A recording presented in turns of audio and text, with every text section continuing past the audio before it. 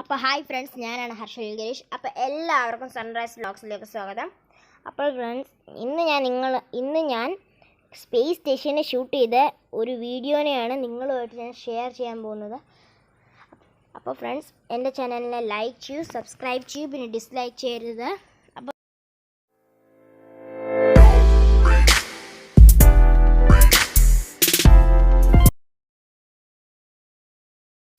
അപ്പോൾ ഫ്രണ്ട്സ്, ഈ വട്ടത്തിനകത്ത് നിങ്ങളൊരു കുത്ത് കാണുന്നുണ്ട്.